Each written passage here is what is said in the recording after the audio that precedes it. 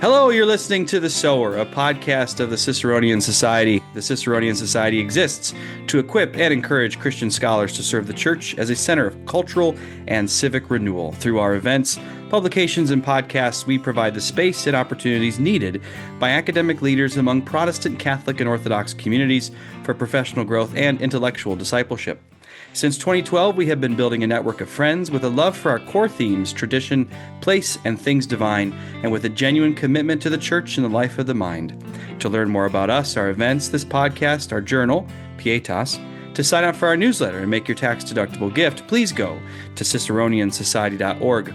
I'm Josh Bowman, Executive Director of the Ciceronian Society, and before we get started, please join me in a brief prayer. In the name of the Father, the Son, and the Holy Spirit, we pray, O Lord, that you would bless our conversation and that all we say and do would bring glory and honor to you. Amen. I am grateful to be joined today by two friends, Josh Herring and Winston Brady. Welcome to the show, guys. Thanks, Josh. Great to be here. Yeah, thanks, Josh. Appreciate the invitation. All right, so we'll start with two quick introductions. Dr. Josh Herring is a professor of classical education and humanities at Thales College. He's the host of the Optimistic Curmudgeon podcast, that's a great name, and author of a book called Sons of Adam, Daughters of Eve, C.S. Lewis's Images of Gender, published with Davenant Press.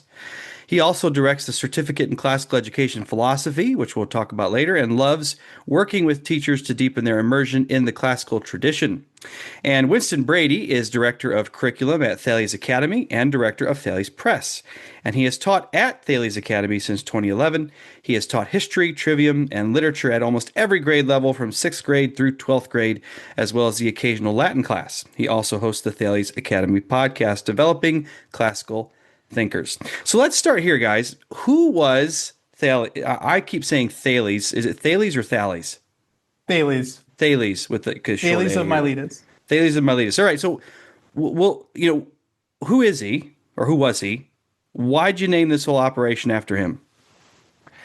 Thales of Miletus was a pre-Socratic philosopher. He's contemporaneous with Croesus. If you know the phrase "rich as Croesus," so he was a king of Lydia around 589 BC, and it's Cyrus the Great that conquered Croesus of Lydia. But Thales of Miletus was an astronomer and an engineer, an early progenitor of free market economics. There's some great apocryphal stories about Thales of Miletus.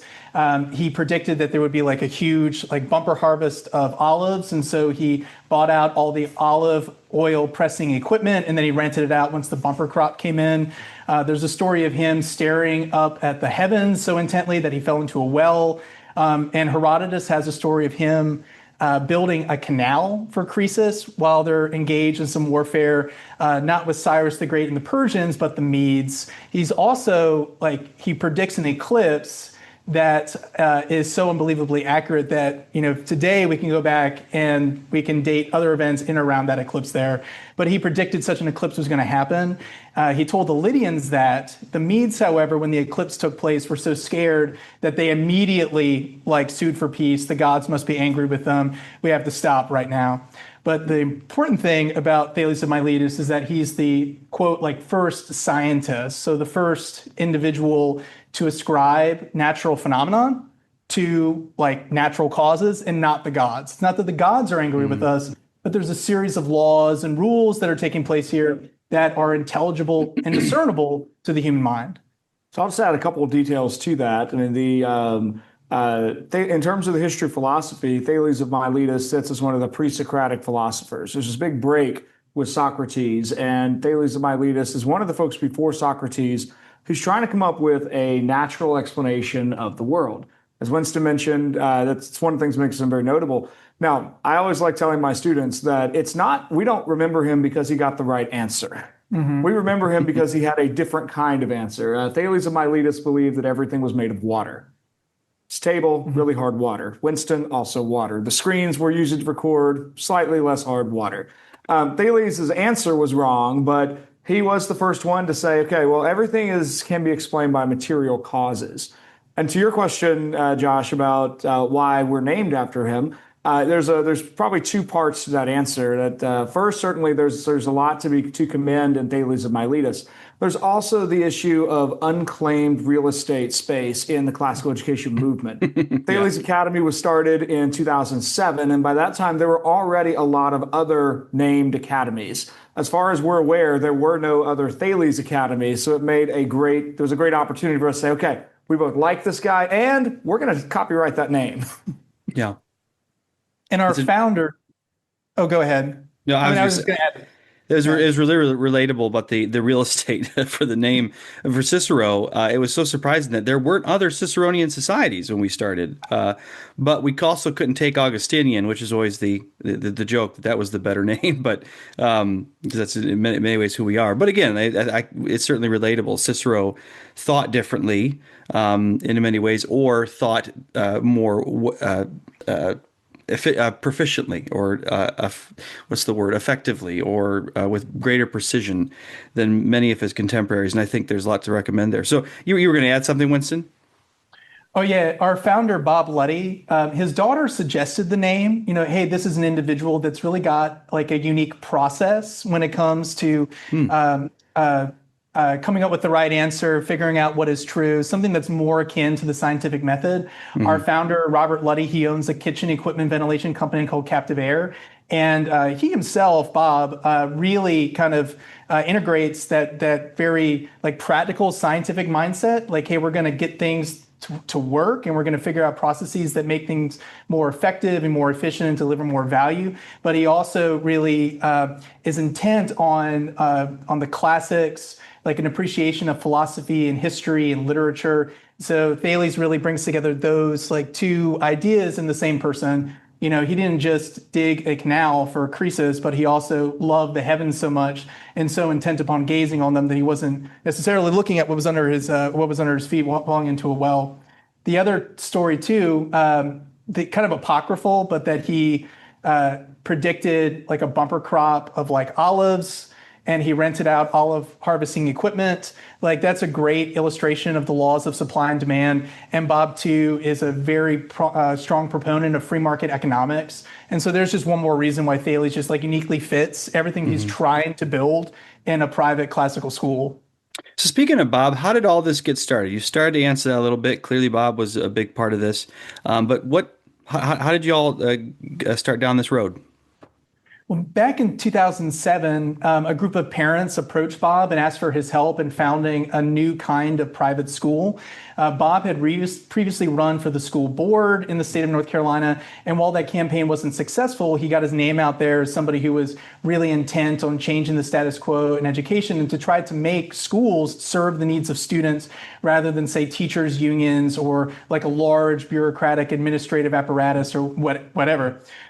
So these parents approached Bob and asked for his help, and Bob had A, spare office space in his corporate headquarters at Captive Air, and B, just the time and willingness to pour into a new school and helping it get off the ground. So he opened up like just a bunch of spare office spaces at Captive Air. We're actually recording at his corporate headquarters here in Raleigh, North Carolina, but he opened up like a handful of office spaces, and that was the first like kindergarten, first and second grade class. Really amazing. I joke that he's kind of like John D. Rockefeller. John D. Rockefeller was like a billionaire industrialist, owner of Standard Oil and so forth, and founder of the University of Chicago. But John D. Rockefeller really disliked going to the campus of the University of Chicago. Do you know why? I don't know why. They would ask him for money. And, hit him up for like some new project or initiative. Like, hey, we've got this idea for a new building here on campus. Can you make this happen for us, Mr. Rockefeller? Well, like, our founder, Bob, is not only providing like, his largesse in terms of money and financial support, but he's also providing like tons of time, coming to school events, coming to graduations, speaking to groups of students concerning like what they should be doing while they're in school and out of school. It's just really amazing, just the energy that this man has and the passion that he has to try to create better educational outcomes for students. Mm-hmm. So that first group in the back offices of Captive Air is a little bit legendary within our schools. I ended up teaching a couple of those guys all the way through in high school, and they've since gone on to careers and grad school programs now. But Bob really, another part of his business acumen is really hitting a niche in the market before it becomes particularly evident. So even in 2005, 2006, there was clearly a demand for a higher quality education than the local public school offerings here in Wake County. And so by the time we hit 2010, 2011, there's already two Thales Academy campuses that are starting high school programs. And by the time you get to 2019, I think we were up to, 12 campuses or so before COVID. And today we're at now 17 distinct campuses and somewhere between 6,000 and 7,000 students. What we're providing to parents really kind of hit this niche of a high quality, affordable cost classical education. That provides a good segue here because the next question is not controversial at all. But there's a lot of energy and excitement. Let's go. And I know, here we go, man. Lots of energy and excitement in classical ed in recent years, but a comic amount of wrestling about what that actually is, what it means, right? What is classical education? What makes an education classical? Is it the togas? Is it, you only listen to classical music while you read? And I know a definitive answer that everyone agrees on. I mean, in my view, I don't think it's even feasible. But as a school, I assume you have some kind of working understanding or definition about what you mean when you say classical education. So what's the definition that y'all are working with? Well, grounded in the great books of the Western tradition. So it's part of like an intellectual inheritance that we hope to pass on to students and oriented towards the transcendentals of truth, beauty, and goodness, so that there are ideas that are true, independent of the human mind, that they give meaning to value to life, and that we can concentrate on those ideas, and they help to form and shape the character of the students. I think like at least one tagline that I like playing around with is that the goal of classical education is that students would know what is good, so they've encountered things that are good in their history class and their literature class. They've read through authors that have wrestled with this question as to what is the good life? Like, what am I here for? What is my purpose? Is there a God? And if so, does he love me? And the second half of that is that students would be able to persuade others to choose what is good too. I feel like there's got to be that outward facing focus of classical education. There's that strong emphasis on community and engagement and friendship. And for the students that are going through a classical school, they've not only got to be able to know what is good, but they have to have those rhetorical skills to be able to persuade others to, not go down the paths of folly and ruin, but to stick to the paths of wisdom and virtue, making the sorts of choices that are going to lead towards a happy and flourishing sort of life. So, and I can draw to I honestly, I went to a classical, like a prep school in the DC area that had a classical curriculum, but it wasn't always oriented towards those transcendental ideas of, God existence and the implications for a person's life based on that. And I think what separates all of these classical schools that are in revival right now is that they are linked towards those transcendentals, those ideas that are true, independent of the human experience. I think that's right. I would probably add maybe two other things. Like, classical education begins with a certain understanding of the human person. Mm-hmm. We recognize the human person as born into a family and growing within community and as a mixture of an individual person, but really having all these different identities layered on top of that person. And so part of what children are doing as they're going through education is they're unfolding their own potential, mm-hmm. and they're growing into everything that they're made to be. And so the way that we do that becomes really important. If we take that, think that it's not really, and this is the part I think everyone in education agrees with. We all agree that education matters a lot. In classical education, we think it matters that we actually give students the best of what's been thought and taught, as Matthew Arnold put it, because that's what's going to help them truly grow into everything that is there potentially. The other piece I would say, it's relatively easy to talk about classical ed in terms of the arts of the trivium, anything related to writing or reading or languages. It's sometimes harder to think about, well, what does it mean to teach? What do you do if you're thinking about math and science and engineering, architecture? What are those things classically? I usually explain this to teachers, not so much as a difference in content. If you're studying chemistry, you still are teaching the periodic table of elements, for example. But the classical approach to science is really not about learning the tools of mastery over reality so that we can twist it and we can make the world into our own image. Rather, it's all about deeply studying reality as it is and learning to appreciate that. And that takes us in both science and math into really the study of the people who have made these discoveries, to take them as models for how we then approach studying reality as a place of beauty and wonder. And that math is not just a bunch of cool intellectual tricks we can do, but math is actually literally learning the language of reality and learning to describe the real and be able to perceive it deeply. So I would argue that classical education has everything to do with studying reality and being able to know it and to articulate the real very deeply. And that this is really what education has always been about. Jeremy Tate at the Classical Learning Test loves saying that 150 years ago, classical education was just education.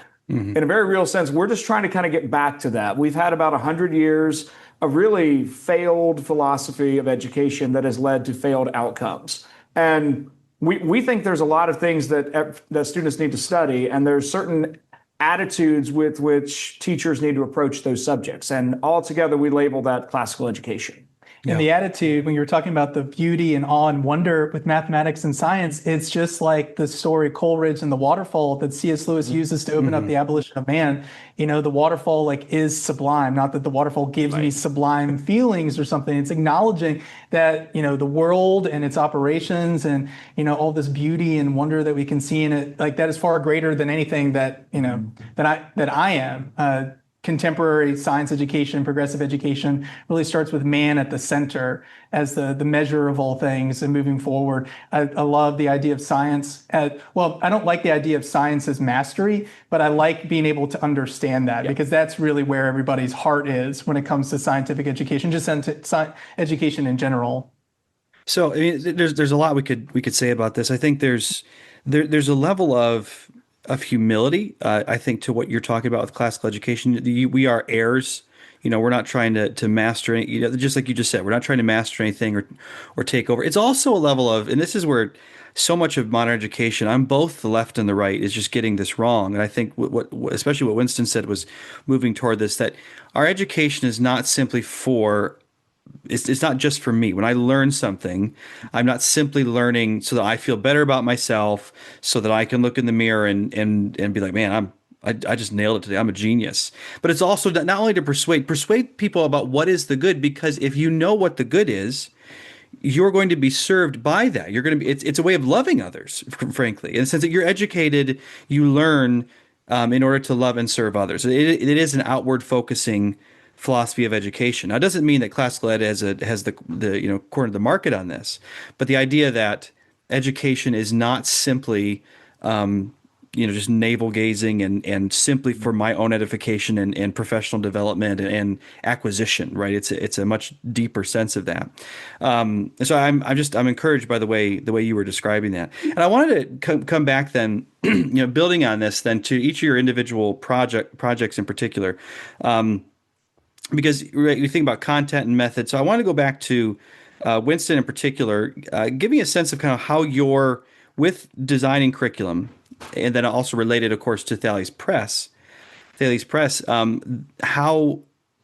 that informing the exact way that you're going about this and the way you're doing it? Well, it's Thales Press tries to make it easier for teachers to teach and students to study everything that is good, true, and beautiful.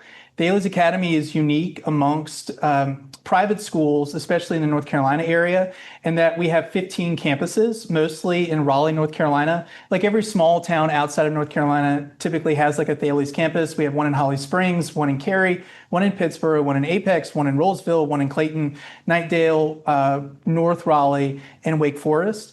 And just given how many different campuses we have, as well as one outside of Charlotte, North Carolina, one outside of Nashville, Tennessee, and one outside of Richmond, Virginia, there's always a need to make it easier for teachers to implement lesson plans in the classroom, make it easier on them to execute and to form relationships with students, to grade papers, to plan their lessons, and so forth. And every year I noticed that it was getting a little bit harder to ensure that high level of quality, as well as just like easing the burdens on the faculty members. So I think Josh was teaching like a variety of humanities classes too at the high school level, we had some humanities classes collectively called Trivium, but there was one in particular, it was ninth grade research and writing, and we were asking teachers, part of the trend in education today is to give standards and learning objectives to faculty members and then trust them to come up with like the best way of implementing those standards. But what that really ensures is kind of a Wild West mentality that we're all trying to make it to the West Coast. We're trying to make it to Oregon. We're all just in our little Conestoga wagons and we're just trying to make it across the Great Plains. That doesn't really work at scale. People's wagons get, swept away by rivers. You run out of food. There's just all sorts of problems that come in with that. So I wanted to make it as easy as possible for new teachers coming in that they wouldn't have to do the huge heavy lifting of lesson planning. So with this first book, ninth grade research and writing, I recruited a couple of really good teachers within our network since the class encompassed grammar, writing lessons, and then meaningful primary sources. I recruited our best grammar teacher, Elizabeth Jatan. She's still with us at Thales today, making really good writing manuals and grammar books for us. I recruited Josh Herring. So Josh wrote a handful of the writing lessons for this particular book. And then I wrote a handful of other writing lessons, and I did a lot of the primary sources trying to integrate them all. But the goal was that, for the new teacher coming in, if they got this class, they could, their pacing guide pretty much was this textbook. And if nothing else, they could turn the page for the next day and there were their lesson plans. So every chapter had 3 lessons to it. One was a grammar lesson, one was a writing lesson, and then one was a primary source that meaningfully integrated either the grammar lesson or the writing lesson. So if they were writing compare and contrast essays, I had a short excerpt from Machiavelli and the Prince where he compares and contrasts how princes should imitate a lion or a fox, depending on the circumstances there. When the grammar lesson was on verbals and infinitives, infinitives like to strive, to seek, to find, not to yield. Well, I made sure to get Alfred Lord Tennyson's Ulysses. The chapter was on poetry, and I made sure to point out that particular usage of infinitives there, the way that he ends the poem, talking about to strive, to seek, to find, and not to yield. Just this beautiful and brilliant use of infinitives there, but just trying to make like what are otherwise abstract grammar lessons or abstract writing lessons profoundly more real by tying them into the heritage of the Western tradition. So that's probably my favorite book that we put out there because it just serves such a radical practical need, making it easier on teachers who come into our campus so that our students could pick up the absolutely brilliant and beautiful treasures of the Western tradition that they've inherited. Can I add to that real quick? The first year I taught, just to put some particulars to Winston's story, the first year I was hired at Thales, I had 5 unique preps. I had not taught any of those before. My favorite class to teach was 7th grade medieval history. I was provided a course description that told me I needed to cover everything that happened from the fall of the Roman Empire up through the fall of the Soviet Union. And I had a year, and I had a nice, sweet little homeschool textbook that was written for a smart 6-year-old. That was it. And so it was my favorite class, in part because I learned the most to teach that class. I had not studied anything really in the first 1,000 years or so. I focused on early modern history in college, but I spent most of the year going home after the workday was over, spending an hour to 2 hours reading to prep my lesson for the next day. It was phenomenal. I came out of that year, I had learned a ton about medieval and Renaissance history and 19th century stuff that I'd never studied before. Over the next 3 or 4 years, I met so many new teachers at my school who had no interest in doing that kind of thing. It worked. That setting worked for me because I just have an internal compulsion to go home and read more about the stuff I want to know about. Dare I say, you like learning. That's true, but the possibly sad reality, but this is the real world, we have to deal with the reality, is that most teachers, especially if we're talking about a school network worth of teachers, most teachers want to go home and cook dinner and spend time with their family and hang out with their spouses and be involved at church. They don't really sign up for a career that's like, okay, please spend 8 hours teaching, spend 2 hours grading, and at least an hour and a half of learning new material for tomorrow. Right. It's so what Winston's building with this curriculum really does hit a very felt need, I think, amongst faculty. And we just keep moving from one difficult class to another to try to create a textbook, test banks, PowerPoints, something of a closed ecosystem for a classical education school. Mm-hmm. So I love my job. It's a huge blessing to be able to make these sorts of resources. I do very much like learning. I joke that I would teach for free. You just have to pay me my salary plus benefits if I'm going to grade anything. You're right. Grade, learning, like that's all fine. But if you want me to grade anything, Yeah. got to be a check. So Thales Academy that's K through 12, right? Yeah, pre-K through 12th grade. And then because the school is very much like an outgrowth of Bob's, philanthropic vision to really create like a better school for kids that would otherwise go to the local public school. We're not competing with the local like elitist private schools in the Raleigh area.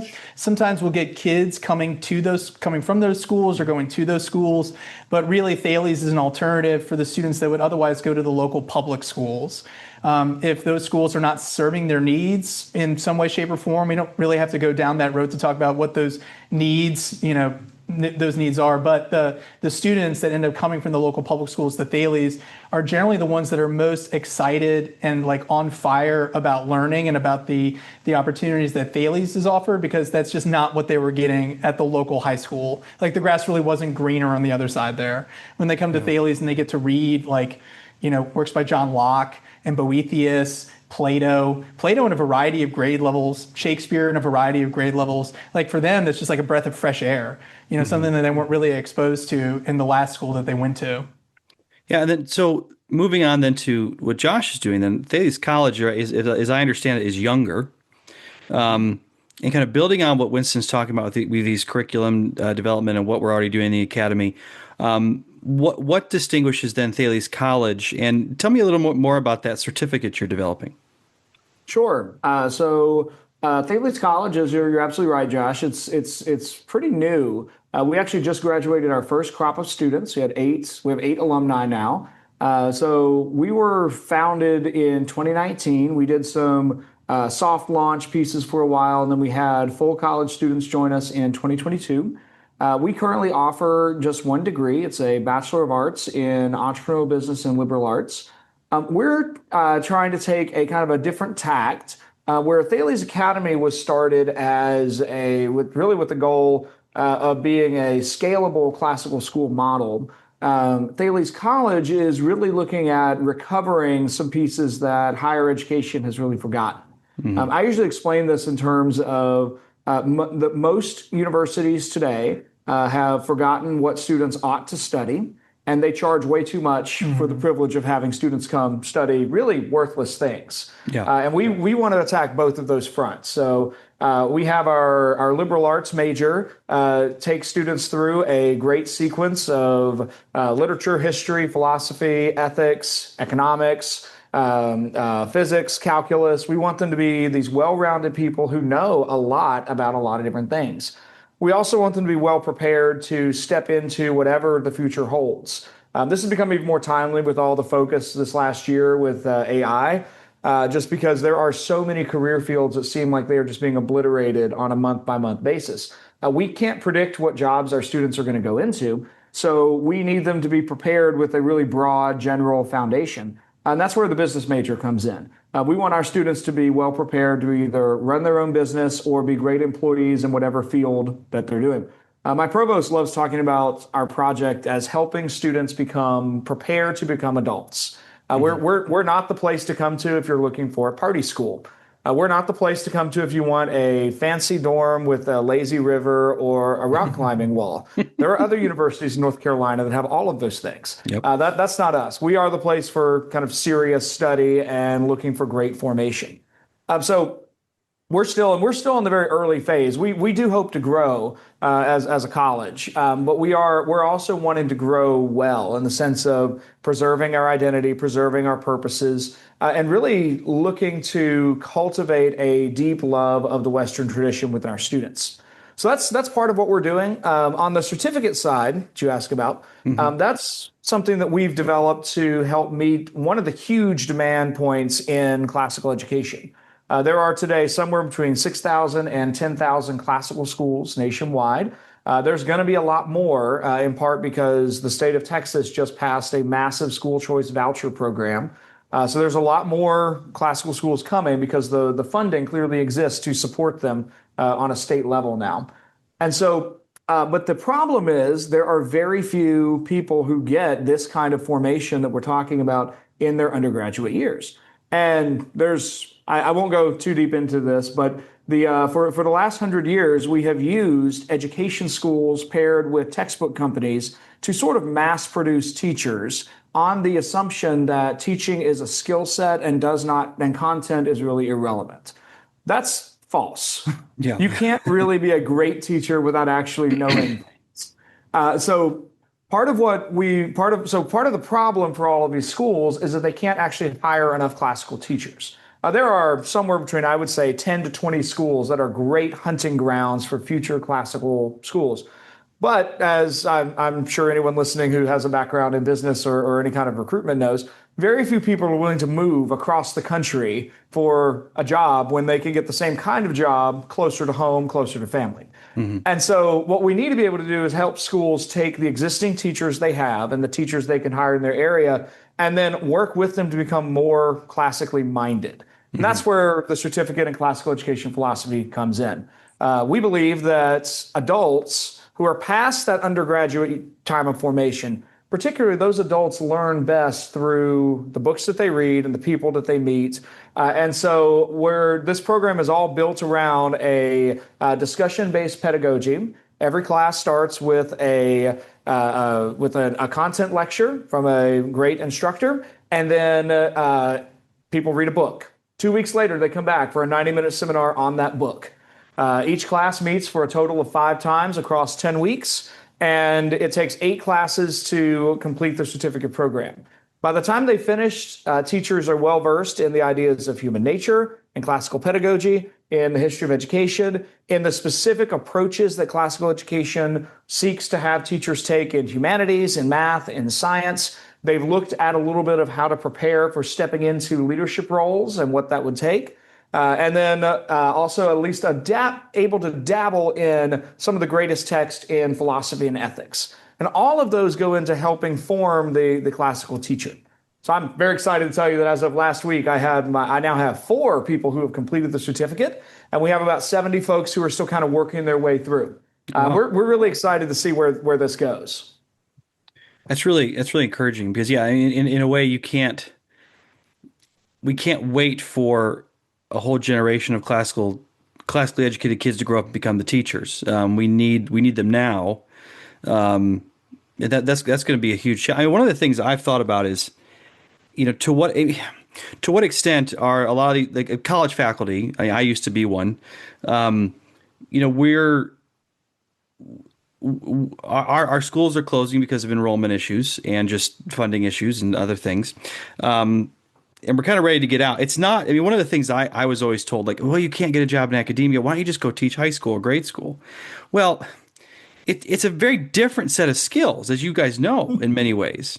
Although classical education, teaching, that move from being a college professor to being a classical teacher in, say, the 7th grade classroom, to me seems a little less daunting, actually, because it's not as wrapped up in the bureaucracy of modern progressive education as it is. I don't have to relearn all that lingo, right? In a sense, I can still be myself, but that also assumes that I'm a classically minded college professor as well, which as we know is not normal. But have you seen some folks, and this is for both of you, transition? I don't want to say down. That doesn't make sense, but we're going to use that language down. From college to the classical education world, because this need for teachers is very pronounced, and I hear it on many of these conversations, many conferences I go to where I talk to other classical schools. They're saying the same thing. How have you seen this play out, and is that certificate one of the answers to it?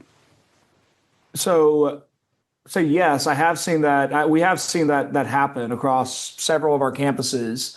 I'm thinking of. I'm not going to name names. I've been asking these people if I can name drop them about this, but I'm thinking of particular campuses. Sometimes it works. In most cases, it's worked really well. And we have people with degrees or terminal degrees from UNC Chapel Hill at a couple campuses. I've got a good friend who did a PhD in New Testament. He teaches Latin at one of our campuses. So we have several folks who, for all kinds of reasons, can't find jobs in the mainstream higher ed academy. And they then go down and look at classical schools. We also have it from the other end of the PhD market, where we have young folks who have finished their degree and are looking. We have folks who are like coming out of higher ed and coming into the classical world. We have other folks who are just finished with their dissertations. In both cases, I think ideally, these folks have studied some area that they have immense competency in. And so that their struggle is almost always going to be that first year where they have to learn the same things that every new teacher learns. Their disadvantage, though, is that they think they're already further along than they really are. And this is really a failing, I think, of our graduate training methods. Graduate training today does not teach classroom management. It does not teach expectations of discipline and respect and authority. And the thing that any adult who steps into a middle school classroom must have from moment one is command of authority and insistence on respect, because there are 30 sixth graders and they are naturally wired to obey.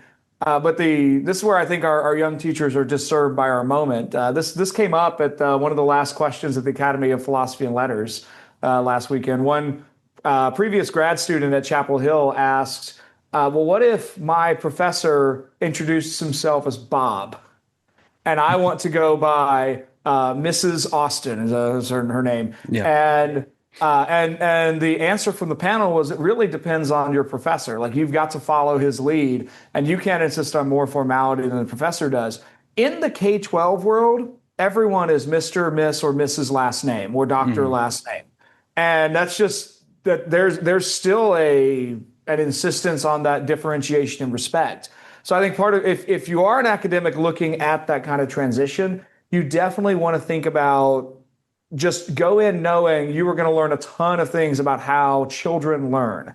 And children learn differently than young adults learn. It's just a totally different ballgame. The other thing I'll say about the certificate, and then see if Winston wants to chime in on this one, is that we have also seen I have a variety of people who are coming in with really looking to go into education as a second career, not coming from academia downward, but coming from banking or IT or something kind of that nature, where the general vibe is, I have been in a career field where I've made my money, but it's this soulless, unsatisfying, meaningless job. And I can get by on a lower paycheck, and I want to go into a meaningful career. And I think Winston and I would be in agreement that teaching is by no means highly lucrative, but it is incredibly meaningful and wealthy in relationships. Yeah.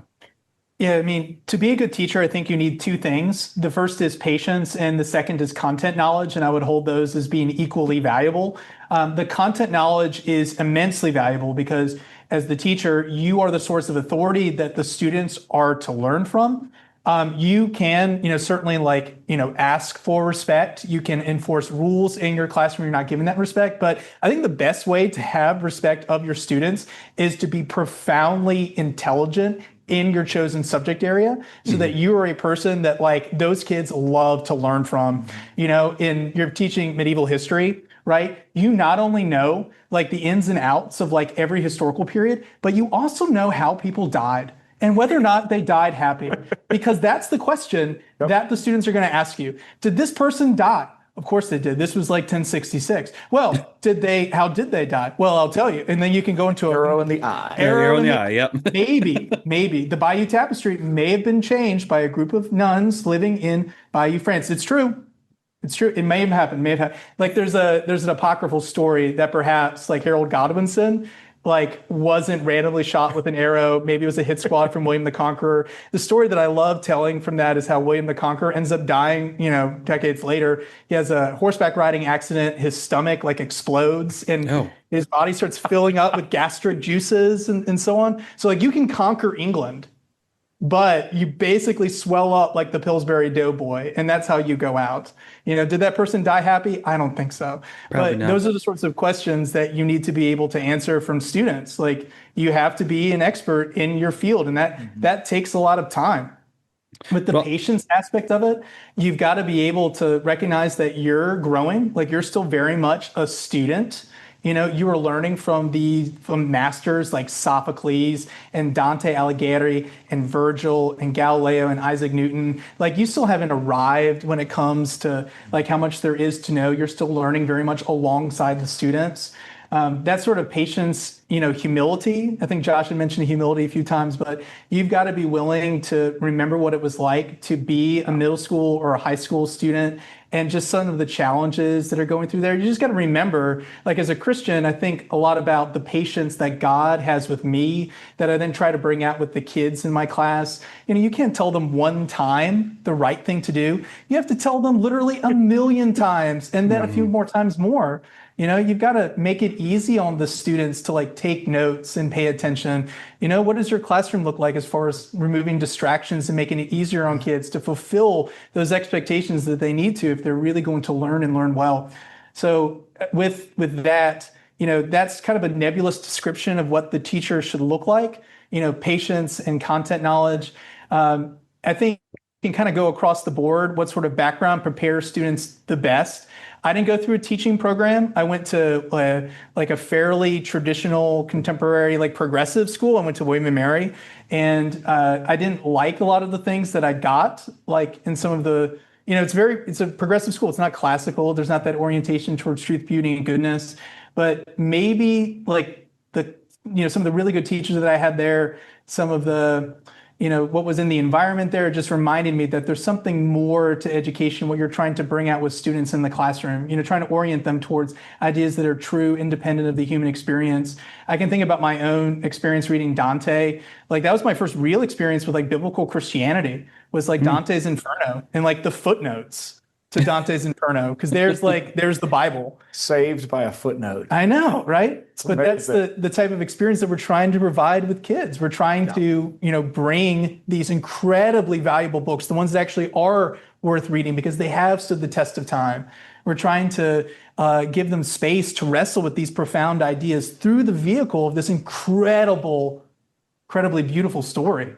So, I mean, whether or not, it's better to be a banker, IT administrator, college professor, I don't know how much that matters. I feel like the important thing is that like you've got this desire to try to improve the lives of children who are actually going to come after you, treating them as being made in God's image. These things are profound. I think that's right, because it's not.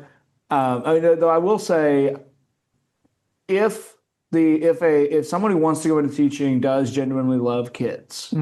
And has that background knowledge in something. Yeah, they still have to work at classroom management. But you can learn almost everything else on the job. It has been very rare. I know a couple of exceptions, but it's very rare for people to really pick up that content knowledge on the job. Yeah, because that takes time. That doesn't happen. You go to college for 4 years. There's a reason for that. It takes time for these ideas to sink into the head. One other thing I thought of as you were describing that, Winston, is that I would say now I'm blanking on that thought. Nope, it's gone. It might come back. You do have procedures that make this easier. The school has a disciplinary procedure that makes it easier to handle situations. You always have like maybe 3 rules, no more, no less, that you can easily enforce in the classroom. If you are an academic who is thinking about jumping down to a K-12 school, I do not advise anybody to try to go straight into school leadership. I know a few friends who wanted to go from finishing PhD to be head of school. I think that's a bad idea. You've got to know that from the school's perspective, hiring, they're probably going to want you to start at a lower grade level than you imagine. Because when I talk to grad students and ask about, have you ever thought about teaching high school? Invariably, they talk about teaching juniors and seniors. And at least in our system, those are the positions that most people earn by like cutting their teeth on middle schoolers. So I would say that too, back to Josh, the humility point. I mean, that it just does require quite a bit of humility to say, I've been learning from the top experts in my field for the last 4 years, and now I'm going to go work with 11-year-olds. And it can be absolutely delightful and beautiful, but you'll wrestle with the intellectual difference for sure. I think that's where the patience comes in, because a lot of time, sometimes a PhD student comes in and they have the same expectations for their seventh graders that their college professors had with them. And that's just not like reasonable. You've got to, these are students made in God's image, capable of profound, insights, discussions in the classroom and things like that. But it takes an awful lot of time. So you've got to be patient with the students as well as with yourself. So I want to move on now to a subject near and dear to Ciceronian's heart, Ciceronian Society's heart, and that is the subject of place. It's not something in these conversations about classical education, what it is, what it looks like, where it's going, etc. I don't hear this come up very often. The concept of place, how it relates to locality, how it relates to the local community as much. In fact, in some cases, right, I don't see this with you guys, but in other cases where, classical education must be succeeding because we're sending our students off somewhere, right? Look at all these people we educated to leave our community, right? And there's something about that seems, maybe that's something off, right? Is there I don't know. Is there a place within classical education for this concept of place, for this discussion of place, understanding that you're not simply that part of your education is where you are and where you'll end up geographically, physically. Is there any of that in the conversation? Yeah, I mean, there's a number. Like Thales Academy prides itself on being a community school. So a lot of the campuses that we have, they're serving the needs of a particular group of students in a small town in North Carolina, like Holly Springs or Clayton and so on. We also, like as director of curriculum, I try to build in a lot of meaningful lesson plans and touch points so that students can like investigate like their family background, like interviewing grandparents and uncles for like those sorts of unique stories that we don't always get these days, like, how our families came to America, like what was it like, growing up in the, during the Great Depression and things like that, knowing more things about like their family history and their family legends that perhaps is lost.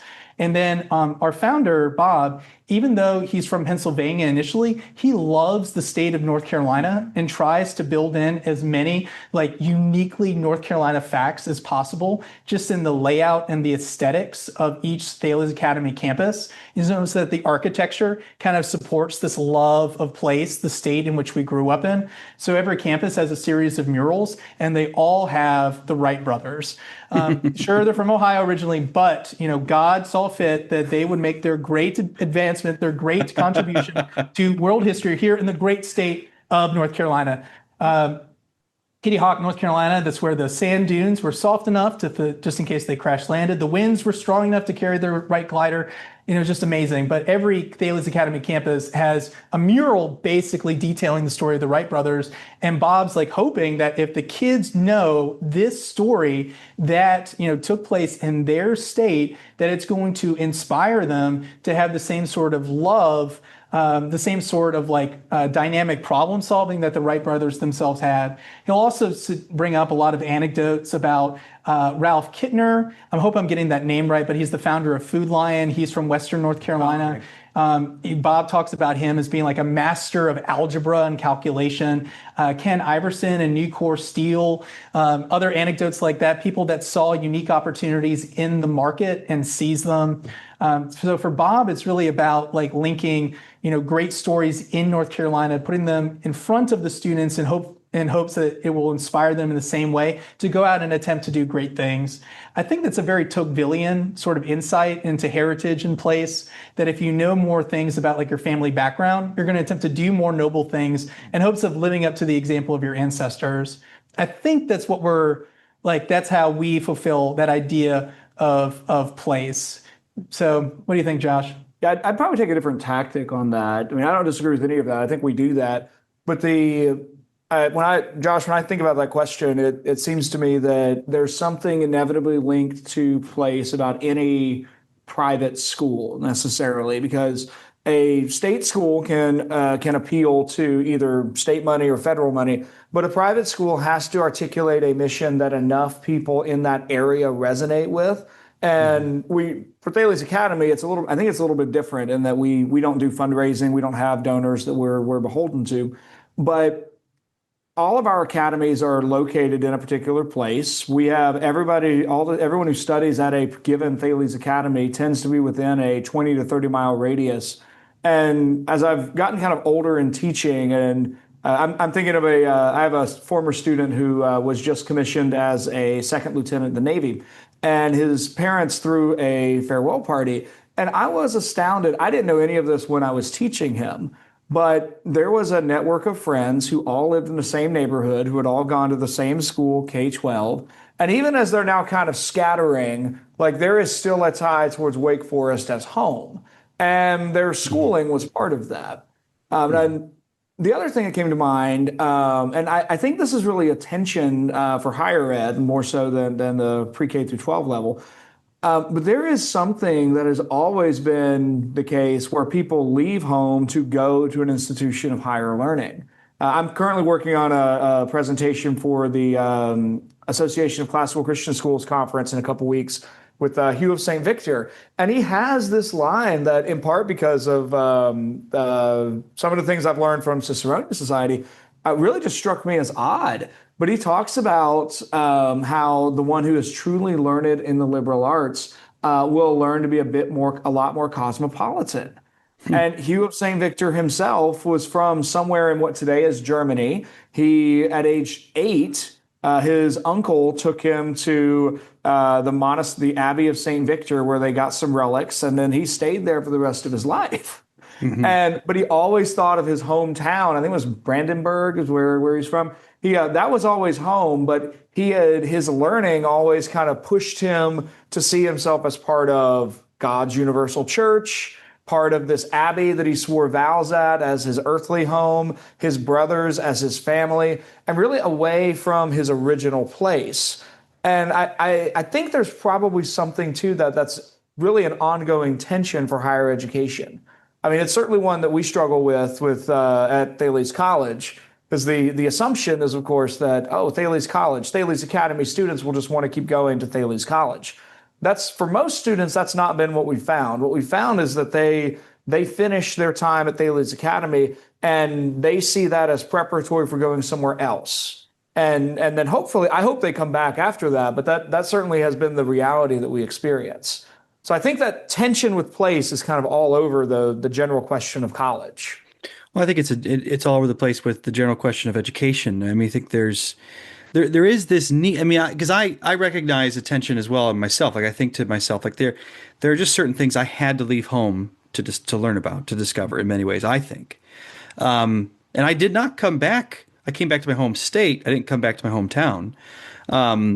And I'm not sure I could have in many ways. And for some people, of course, it's, for me, there was no drama that kept me away. But it was just, the ability to find work, right? I mean, is also part of this. And especially in the economy for individuals of our generation, the gig economy, the transience that we have to face it's so pronounced for many of us. I mean, I have fought to stay here in Holland, Michigan, where I'm at, because it has not necessarily always been easy. I've gotten really lucky in the last year to be able to do it. But a lot of our graduates, they want to be rooted into a place, whether they're in college or the academy. Mm-hmm. And it's tough in this day and age. If you want to pay the bills, you want to have the kind of friends and community you want to have the church that you're looking for, right? The kind of church you can really connect with. And so, yeah, I respect that tension, and I see it in higher ed in particular. It's one of the things that that a lot of these colleges are doing is they have rules about how far away you can live from campus. Now, some do this, some don't. But I remember a couple of the places I interviewed at, like you had to live within a certain distance because so many faculty lived, I mean, in some cases another state, in some cases, 3 or 4 counties away. And so they just came to the campus. They had no connection to the town. And then they just left. And it was really a striking model of placelessness in that respect. But let me go on to the next question. Can I tell Yeah, one go more ahead. story before we move on? Yeah. This really hit me when I was looking at PhD studies because I was trying to figure out where to go, and I'd been teaching at Thales Academy for 5 or 6 years at that point. My wife and I had been in the same church. We had just bought our first house, and I was really looking at the University of Dallas or Faulkner University's online PhD program. And Faulkner was the right fit. I'm really glad I went there. But the question of place became really significant because I was thinking about, do I want to uproot my wife and myself from that point 5 years of established relationships, the prospect of building equity, the having like a real employees health insurance instead of graduate health insurance, like all, but then also relationships at our church. Like all of that, the mainstream model of graduate studies says go to the most prestigious place you can get into, wherever that is, and it will be worth it. And I've found that actually staying in this area and continuing to work for the same company while kind of taking an alternative route to the PhD was actually really helpful because it let me stay in the same place instead of moving around. I've now got other friends who've taken other routes, and they have been they're just so unrooted after 6 years of graduate study and then 2 years of a postdoc and then 3 years of bouncing around to 1 year fellowships and then hoping to kind of actually like build a home somewhere. And so one last plug for this is, I think, another huge benefit of teaching, because teaching does tie you to a place. It ties you to a community of families, and it ties you to, in a healthy school, a team of great friends. And all those people can help you like form your identity. Yeah. Whereas if you go off to like the best, most prestigious school, you're kind of a mercenary. You might just be like set adrift on a wild and raging sea. Now, to shift gears here a little bit, we're at a weird, as I sense this, we're at a weird moment in kind of the history of American education at every level, right? Higher from pre-K to the PhD. Things are changing. They need to change. It's one of those situations where I'm a conservative, so if I say if it ain't broke, don't fix it. Well, it's broke. Something needs to be done. I'm encouraged by what y'all are doing. But looking ahead in classical education, if you look around the corner and what do you think is coming next? The good and the bad. I think there's a little bit of both, perhaps, around the corner. What do you, looking ahead next 5-10 years, especially for classical education in the United States? What are you preparing yourself for? What are you thinking ahead to? Certainly more students, because as each classical school gets off the ground and produces more graduates, like people recognize that those graduates are more articulate, they're more respectful and responsible and professional. They carry with them this a wealth of intellectual knowledge as far as the books, the philosophy, history, literature, the Western canon, and they want more of it. Most of the parents that we've encountered at Thales recognize that something very valuable was taken from them, that they went through a program that didn't emphasize Latin, that didn't put the very best books in front of them and help them wrestle with the ideas and the language therein so they could better understand it. So I think as time goes on, we're going to have more students, particularly since COVID, so many parents are seeing what is actually being offered in the local public schools and they don't like it. And so more and more states, North Carolina is one of them. Virginia looks like it's joining that fray. Texas has already enacted, radical state choice policies, but really opening the floodgates of public monies, public assistance, like these opportunity scholarships, so that more students can go to a school of their choice. And I think more and more students are going to choose this sort of school that emphasizes truth, beauty, and goodness, and this incredible intellectual inheritance that comes towards them. I like thinking about, in classical education, we're taking a brand of education that once was reserved for the elites of old and New England, the type of education offered at like Phillips Exeter or at Eton and some of these other places. And we're democratizing it in the very best sense of the word, making it accessible for as many students as possible that can come through a Thales Academy or a like-minded classical school, really democratizing, making accessible this brand of education that molded the minds of the founding fathers, Galileo, Isaac Newton, and the like, making it accessible for more kids who are just ordinary to go through and get the riches of a classical education.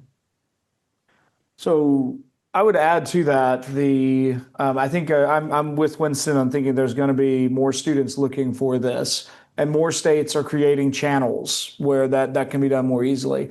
There's already a proliferation of models. You've certainly got the homeschool classical world. You've got the charter world. You've got the private classical world. You've now got a growing number of hybrid model, university model, 2 or 3 days in classroom with parents handling a lot of just overseeing work at home kind of approaches. So I think those are all going to continue. The big fault line I think I see on the horizon, and some of this came up 2 summers ago, and it sort of simmered down, but it was enough that made me think this is coming. Is the question of which ideologies do not fit within classical education? The big questions of feminism or racial representation in text lists, I think, is the place where this kind of shows up most readily. And we've had some discussions here at the Academy about that over the years. I think it's really it's going to be the big question of like if classical education grows to the point where it's actually a viable national alternative to public education, that's going to go one of 2 directions. Either there's going to be a clear articulation of these things are in the tent. It's a big tent, but it's the kind of tent with those walls on the edge, or it's a massive open tent, and all the ideological faults of public education can just sneak right on in. Yeah. And I don't think it's hard to articulate what those faults of public ed are. The hard thing is going to be saying, yeah, you can say you're classical, but you're not. So, and even then the integration of technology is another place where that's probably going to happen. Whether or not artificial intelligence can be a component that advances classical ed is a live question. We got teachers who will answer all across the spectrum of that one. I'm thinking of my buddy Adam Mangana at Optima Classical. They're the virtual reality classical school. Like, can you deliver a classical education through a VR headset? Like these questions right now are still quasi-hypothetical, but if the bigger classical ed grows, the more important those questions are going to be to answer. The last thing I'll say to that is that I hope we see a lot more of these, but at Thales College, we believe that students who actually buy into their classical education in K-12, and let's just to be clear, like not every student in a classical school agrees with the kind of education he or she is receiving. But for those students that do, that think, actually, this is great, I want more of this, we need more colleges that are recovering kind of the next step that can take the level of academic rigor and training in academic writing, but still also affirm that Shakespeare was real. and take that places like New St. Andrews, New College Franklin, and what we're doing at Thales College are in that mode. And that's really where I see a lot of hope on the higher ed horizon. We're just like, there's another one here in North Carolina, New Aberdeen College is just starting this fall. These are all places that are looking at a coming wave of closures in old colleges and thinking, well, actually, it may be a good thing that those old colleges are closing if they were actually bad colleges. Yeah. That's not to say that people don't love them, but if their finances are shaky and their ideas are not good, then yeah, it's probably a good thing civilizationally that they close. Well, that means we need a whole bunch of new institutions that are actually recovering the good, the true, and the beautiful in a collegiate setting. And that's why I'm really excited to be part of where I'm at. So that's my answer to your question, Josh. Mm-hmm. Really, a lot of interesting conversations. Just want to encourage our listeners, if you're that future of education is a big topic for us at Ciceronian, because many of us are disaffected by the systems that we grew up in or that we are still a part of. So, I mean, that's not true of everybody. I mean, like Josh just said, he's really happy where he's at. That's not always the story, especially among those of us in higher ed. We weren't always fortunate to have that experience, but trying to think of opportunities for entrepreneurship in education is just so valuable. And whether, this question of technology, I mean, my knee-jerk reaction is keep AI as far away from it as you possibly can. But is that feasible forever, right? I mean, the students are going to graduate into a world where AI is there. How are they going to handle it, right? And this question of like what does and does not fit. I mean, I think there's it's pretty obvious answers in terms of what doesn't fit, right? I mean, in terms of, critical theory as a tradition, as an intellectual tradition, is by definition hostile to tradition. How can anything hostile to tradition fit within the paradigm of classical? I mean, any kind of paradigm of education that values and is grateful for an inheritance cannot accept critical theory as something to work with. However, it's also important to know what critical theory is, right? So how do we deal with that? It's like I think of it like if I'm teaching a classical education, I don't think Marx is classical, but I think an educated person needs to have read Marx and know who Marx was, right? This is one of my favorite. I mean, people like Marx, Rousseau, and Machiavelli. I mean, I can get really upset about what they say, but they're so much fun to teach too. I could teach on Marx and Rousseau forever. Yeah, to that point, Josh, I mean, I think it goes back to what we were saying earlier about the attitude that the teacher brings to it. Yeah. I've taught Marx, now only the Communist Manifesto. I don't go any deeper into Marx than the Manifesto, but yeah. I've taught the Manifesto probably to every group of high school students that I had in 11th and 12th grade. And we read him again in freshman Western Civ 2 at the college this last year. And in each case, what I thought was fascinating is that when students actually read Marx, they see through him so quickly. Yeah. Like I think the same thing happens like if students were to actually read Simone de Beauvoir and actually like in a place where she's not presented as the goddess who has descended from on high with the new revelation, but actually like, does this describe the feminine experience?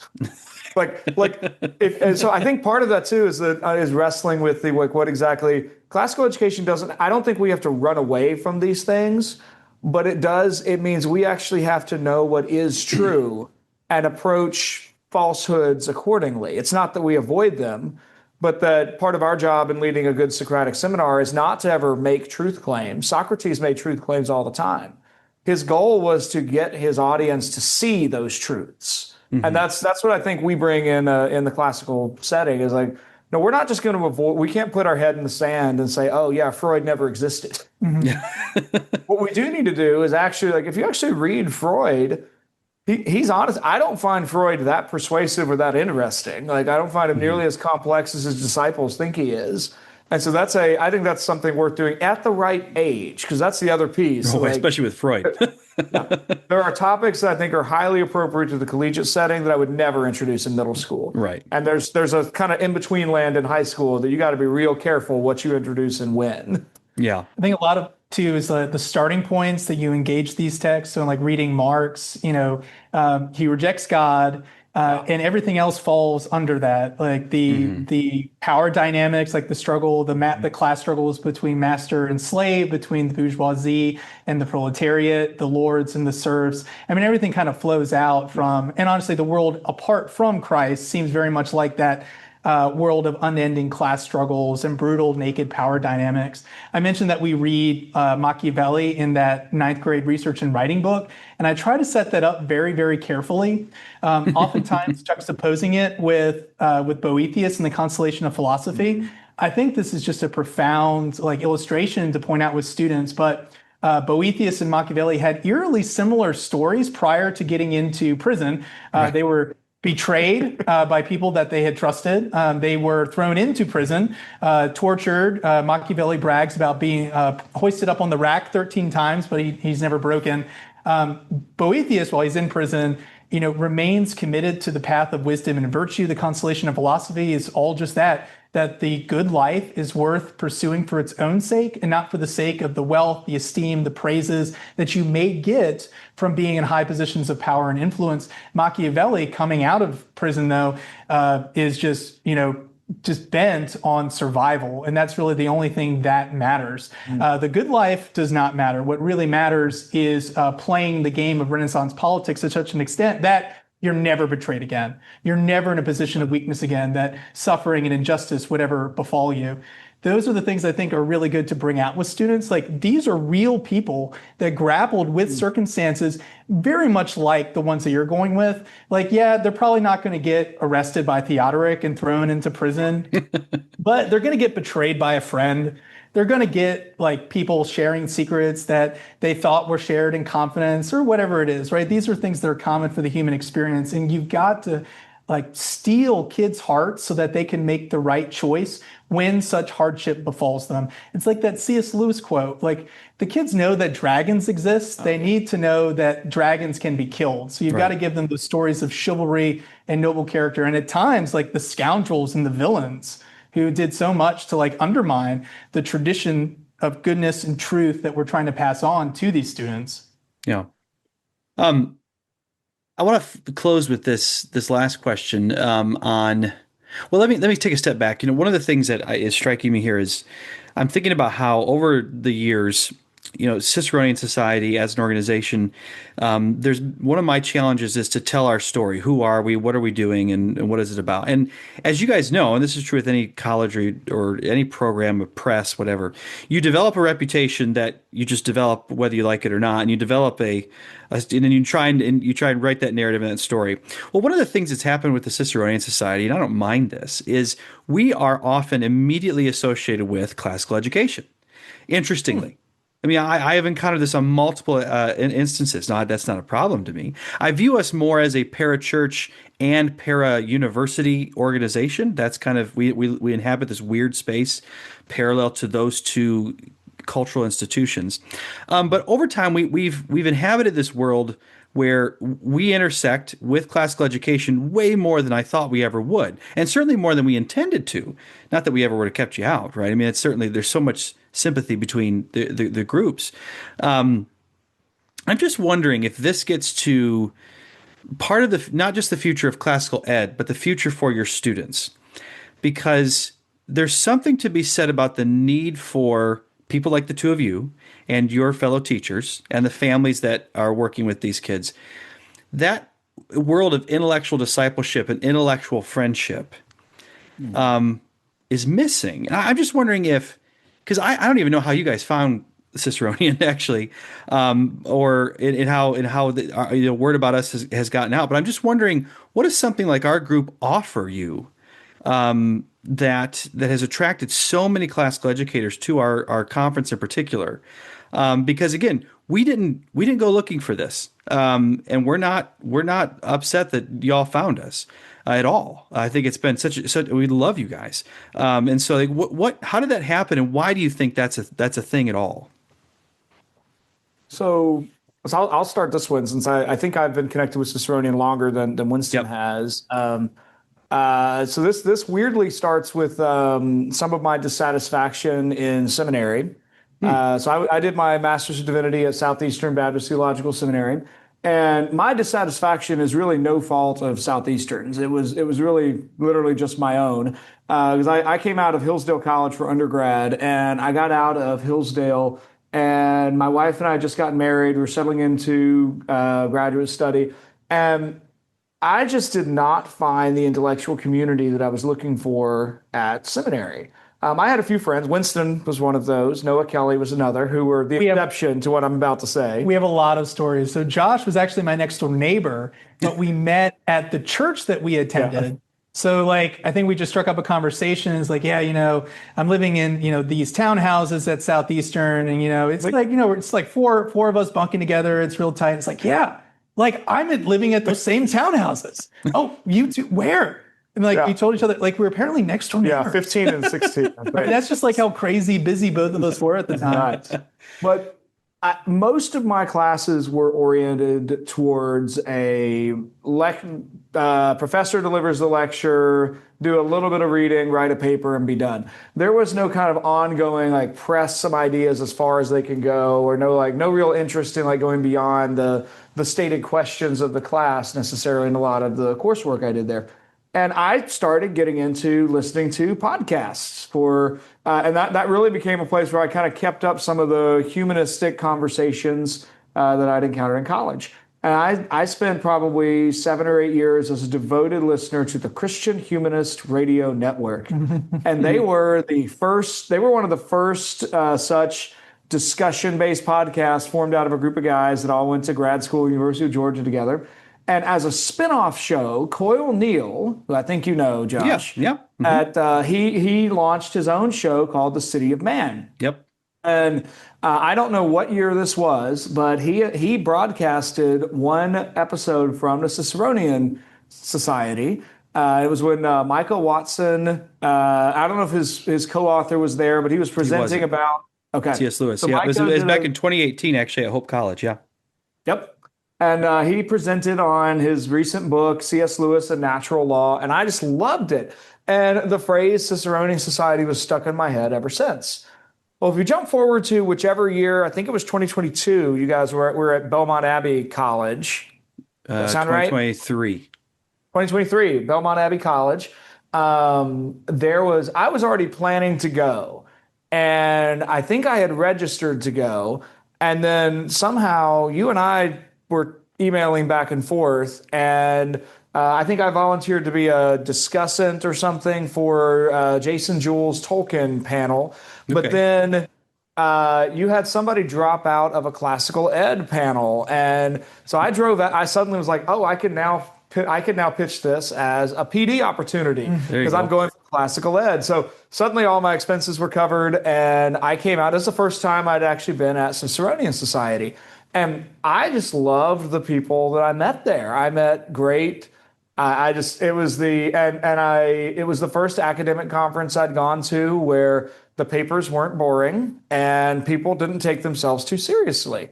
I was like, it was perfectly okay to read a mediocre paper and then just be hammered by questions from senior academics, and then everyone was friends at the end of it. It was great. And so I left there thinking like, this is awesome. And then the one in Dallas the next year was the same. Same experience this last year. And so I think in Dallas, I pitched you a panel on classical education and the Inklings, and you were amazing and gave us a plenary. I didn't know how good that was, and that was amazing. And then this year we did another panel on Winston wanted to do a sponsorship, and we did a panel on I'm trying to remember what our actual panel was on. Limits in the human condition. Limits in the human condition, classical education. So I keep coming back because of the people that are there and the conversations that happen and the ideas. I always learn stuff going to Ciceronian. Yeah. That's great. Yeah, I think too, there is something to be said about, so the content knowledge you spoke of, that we need to be good educators. I have found that you can't read everything, right? It's just that's a truism, but collectively, y'all can read a lot, right? And so, in the sense that there's so much to be said about, you can learn more of what you need to know in community, and I think there's something to that really helps classical education. In many ways. So anyways, so let's conclude with this. Give our listeners something. If they want to learn more about Thales Academy, Thales Press, and Thales College, where do they go? What do they do? Well, there are 3 distinct institutions there, each of which are serving like a different segment of the student population, the market, whatever it may be. For parents who are interested in the unique brand of classical education that we have at Thales Academy, you can check us out at our website at www.thalesacademy.org. The website has a lot of articles and our unique brand of classical education, videos that we've compiled over the years that really emphasizes some of our unique teaching aspects. Kindergarten through fifth grade, we utilize a method of instruction called DI, direct instruction, that makes it possible to teach phonics and literacy and math fluency with incredible, grace and poise and efficiency to relatively large classes of students, 20, 25 kids. It's difficult teaching those students how to read, and DI gives our teachers an incredible degree of control over the classroom, and we have really good results coming out of those programs. Students that come in not reading on grade level at all, not served well by their local public school, coming into a Thales Academy, and by God's grace, able to make up a lot of the lost ground, as far as learning to read and those incredibly valuable skills. With the press, www.thalespress.org, and there we have links to a series of articles that extol our unique brand of classical education, links to our books, many of which are available for free as far as PDFs and EPUBs, and then you can buy physical published copies on Amazon to your heart's content. We also have YouTube, a YouTube channel that has a lot of the conferences that we put on. Some of those are for staff and faculty, so there might be more practical, how-to teaching moments. But we also have a big conference that we have in the spring called the Liberty and Literacy Forum. That's really about bridging that gap between liberty on the one hand and the habits of self-government and individual rights and freedoms and personal responsibilities, and literacy. How education plays in developing, leading citizens for the United States today. How are we going to keep our republic? Well, that conference is about answering how a school should be structured in such a way to keep our republic. I'll let Josh handle Thales College, though, because this is his, him and the team over at Thales College. This is their wheelhouse. It is. Thank you, Winston. So for everything Thales College related, you can check out thalescollege.org. You'll find there our program of study. And again, we do a single Bachelor of Arts degree in entrepreneurial business and liberal arts. But you can see our course descriptions and everything there. If you go to the academics tab on thalescollege.org, you'll also see the certificate in classical education philosophy. I don't know when this episode will drop on the Sower feeds, but we should have that website updated after July 1st, 2025, with the next set of dates that we're offering. We offer all 8 courses in the certificate class 3 times a year. Those are lined up with the second, third, and fourth quarters of each academic year, so as to allow working teachers to get their school year started and then jump into kind of a little bit more of extra stuff for professional development. Now, I've been speaking this whole podcast as if the certificate program is only for teachers. I do want to also mention that this really is for anybody who is out of high school that wants to continue to grow in these ways with reading these different sets of books. I've had students who are still in college that want to do this. I have homeschool parents who do not have college degrees that thrive in this setting. And I've got professors at other colleges who are like, oh, that looks interesting. I'll take that. You can come join a great community of people in a really lively setting. Last thing I'll mention is not on our website yet, but it should be shortly. Thales College hosts the Southeastern Consortium of Classical Educators Conference each August. So this year, this is our second annual one. It'll be August 1st and 2nd. We've got a phenomenal lineup of keynote speakers that I'll name drop briefly. That's Matthew Crawford, Marilyn Simon, Scott Postma, and Dr. James Hankins will all be speaking on different variations of humanism and why we need to really fight to recover a right understanding of humanism, and why classical education is actually the best poised place in America today to do that. So August 1st and 2nd, would love for you to come join us. But again, for everything Thales College, it's all on the website, thalescollege.org. Fantastic. Winston and Josh, thank you so much. Always a pleasure. Thanks, Josh. Thank you, Josh. You've been listening to The Sower, a production of the Ciceronian Society. If you've enjoyed this conversation, we hope you'll consider signing up for our newsletter and joining us for a future event. If you haven't heard yet, we'll be having our 2026 conference at Creighton University in Omaha, Nebraska, March 12th through the 14th, 2026. Sponsorship opportunities are still available. Be sure to rate and review this podcast, share it with your friends, and check out our website at ciceroniansociety.org. Now, may the grace of our Lord Jesus Christ and the love of God and the fellowship of the Holy Spirit be with us all evermore. Thank you for listening.